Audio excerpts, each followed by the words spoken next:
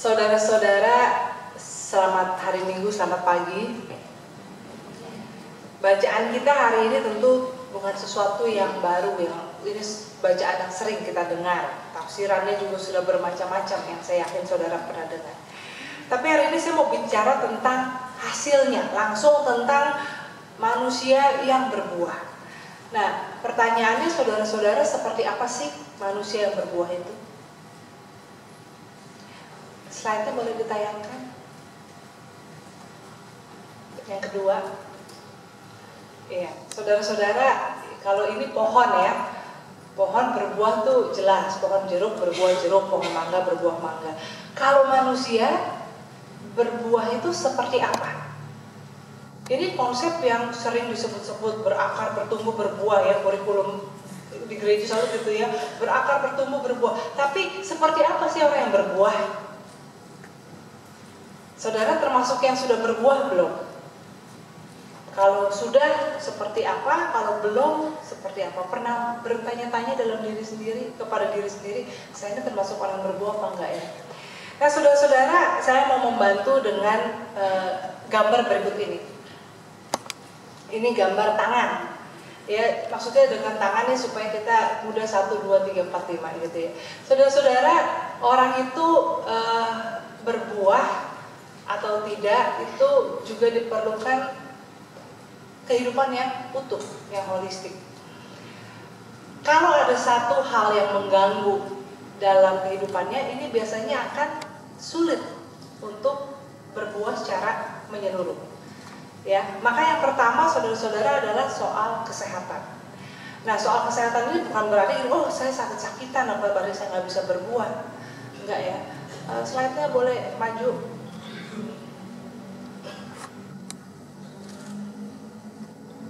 Ya, terima kasih.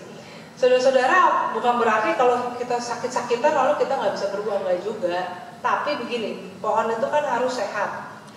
Ya, pohon harus sehat baru bisa berbuah. Kalau pohonnya sakit-sakitan, udah pasti nggak sulit untuk berbuah.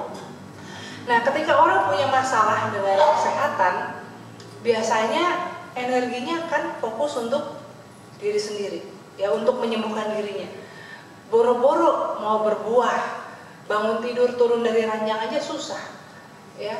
Boro-boro mau kontribusi ke masyarakat, untuk keluar dari rumahnya, untuk makan aja susah gitu ya. Nah, oleh karena itu banyak orang yang ketika kesehatannya terganggu juga hidupnya menjadi tidak menyenangkan. Itu udah jelas, nggak butuh dikasih tahu sama pendeta untuk tahu seperti itu, saudara-saudara. Nah, yang kedua saudara-saudara adalah soal pekerjaan.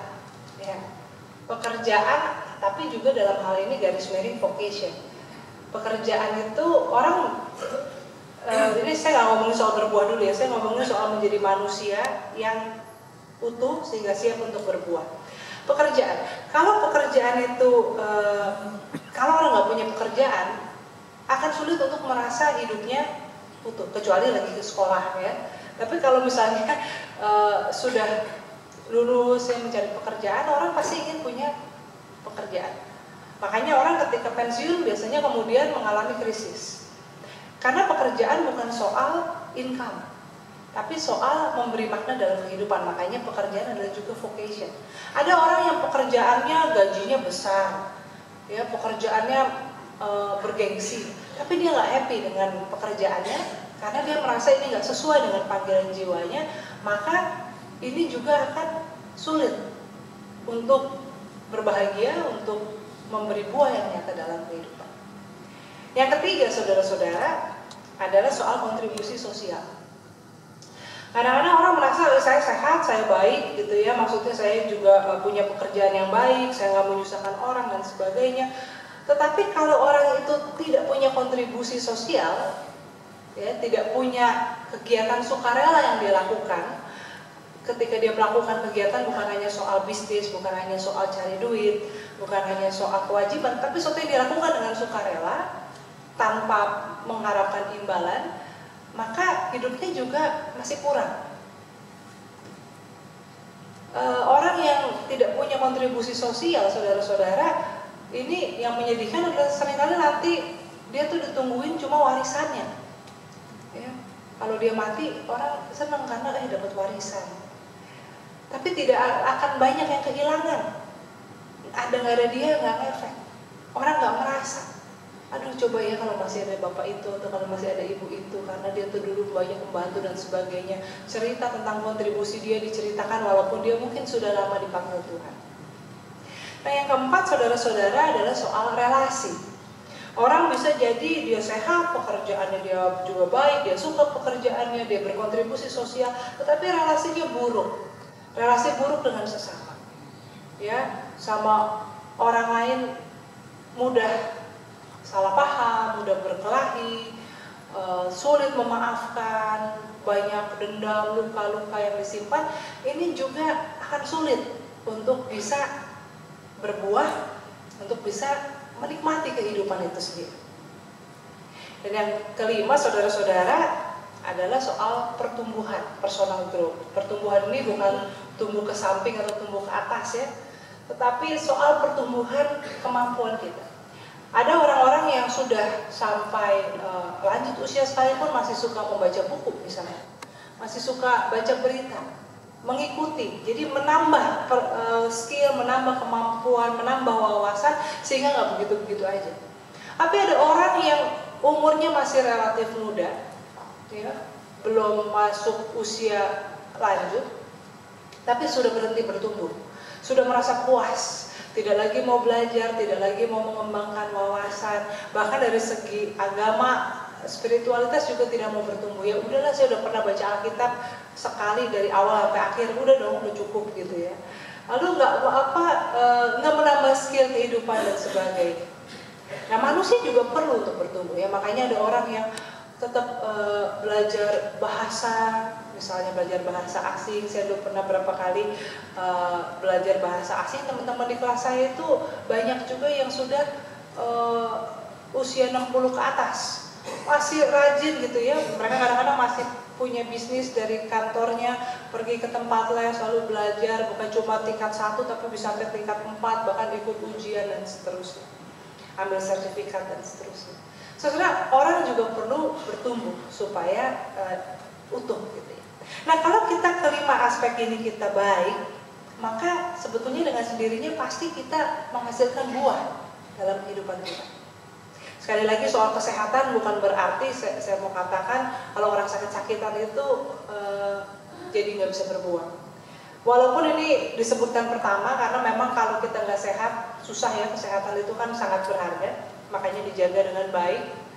Tetapi sebetulnya kalaupun kita sakit-sakitan, ada orang yang dari tempat tidurnya bisa melakukan kontribusi yang banyak. Tetapi ada orang yang sehat walafiat tidak berkontribusi apapun. Nah, kalau kita melihat ini semua saudara-saudara seimbang dan baik, maka kita akan bisa berbuah. Bentar, balik dulu, masih yang tadi ya. Tapi kalau misalnya salah satu aja tidak begitu baik ya, selain kesehatan tadi ya, kita kan sulit berbuah. Kalau kita nggak menikmati pekerjaan kita cuma datang ke kantor itu cuma untuk cari uang, maka yang ada di pikiran kita adalah kapan pulang kantor, kapan bisa cuti. Kita kerja juga mungkin dengan perasaan tertekan, banyak stresnya, ya. Berpikir aduh kalau saya nggak banyak cicilan saya sebetulnya udah mau berhenti. Ya kalau kita juga nggak punya kontribusi sosial, saya katakan tadi, walaupun kita banyak harta dan sebagainya, yang ditungguin ketika kita mati orang menanti warisan, bukan merasa kehilangan kita. Demikian juga kalau relasi buruk, walaupun kita banyak kontribusi, tapi kita sendiri juga nggak happy dan seringkali jadi batu sandungan. Dan tanpa pertumbuhan, ya kalau kita mentok begitu aja, ya buahnya juga mentok. Nah berikutnya saudara-saudara, tetapi satu hal yang jangan kita lupakan dari jari-jari ini, yang ada di telapak tangan adalah relasi kita dengan Tuhan. Dan ini yang jangan kita lupakan. Ketika semuanya ini baik, tapi kita tidak punya relasi yang kuat dengan Tuhan, maka akan sulit untuk kita berbuah. Karena tanpa relasi yang kuat dengan Tuhan, kita nggak akan punya cukup energi untuk terus bertumbuh dari hal-hal yang lain.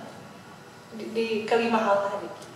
Dan tanpa relasi dengan Tuhan, kita juga mudah menjadi tinggi hati.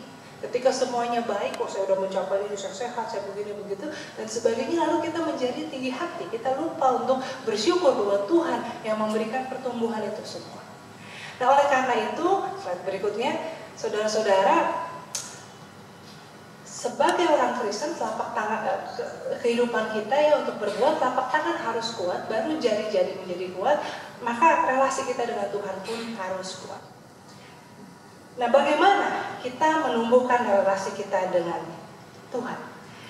Pertama-tama, saudara-saudara, bukan pertama-tama, salah satunya adalah dimulai dengan membuka hati untuk firman Tuhan. Slide berikutnya ya. Nah, saudara, gambar ini terkenal ya. Saya tahu gambar ini dari sekolah minggu, dari saya di sekolah minggu, maksudnya bagaimana ini digambarkan bahwa Yesus mengetuk pintu hati kita. Dan di pintu ini tidak ada gagang dari luar, jadi harus dibuka dari dalam. Jadi Tuhan itu nggak pernah memaksa masuk, mendobrak, Dia mengetuk, menunggu kita membuka pintu supaya Dia masuk.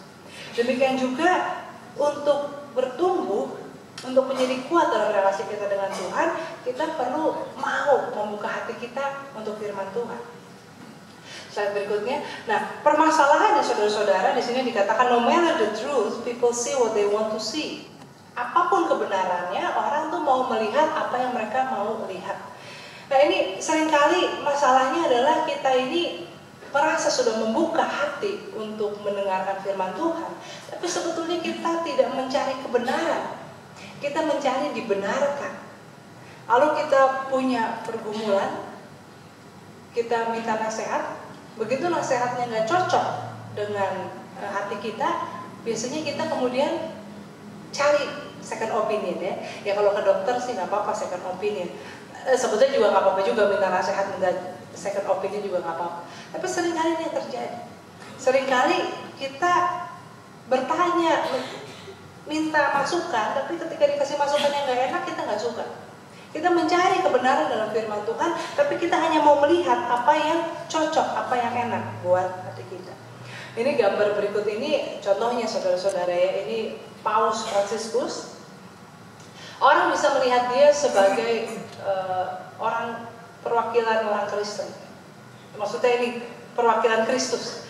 Ini loh tanda orang yang, bentuk wujud orang yang hidup sebagai murid Kristus.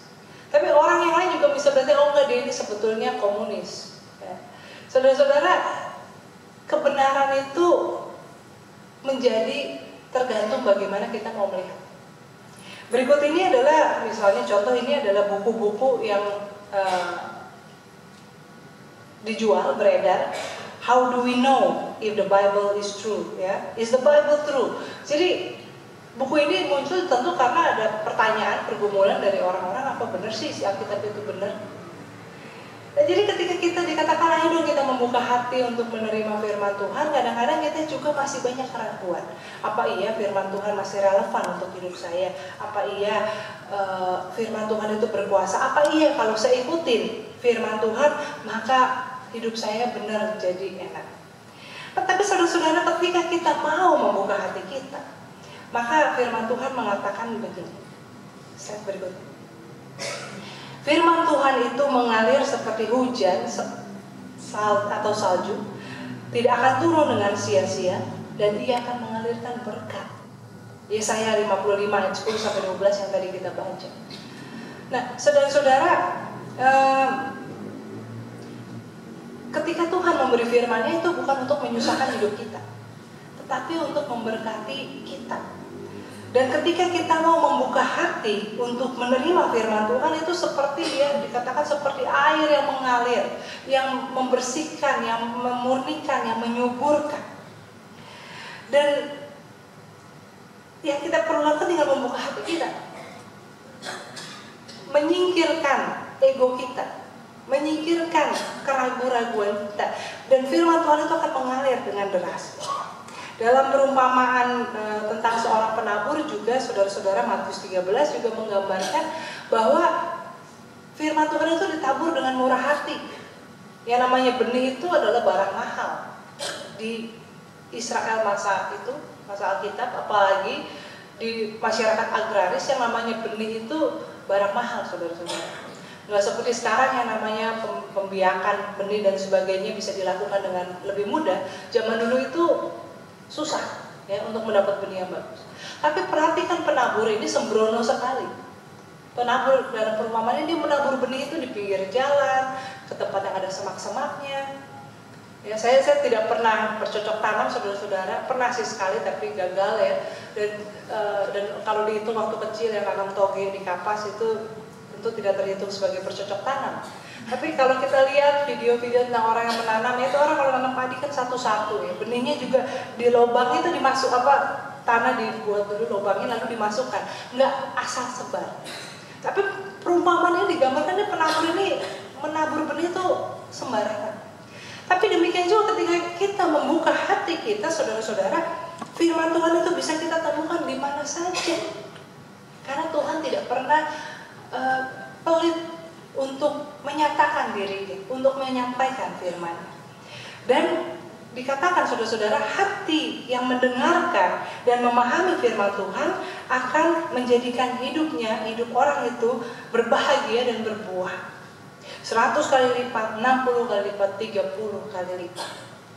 Kenapa ngitungnya mundur? Ini memang kebiasaan Yesus ketika memberi perumpamaan, dia mulai dari yang besar ya, 5 talenta, 2 talenta, 1 talenta. Tapi juga mengatakan ada orang yang berbuat 100 kali lipat.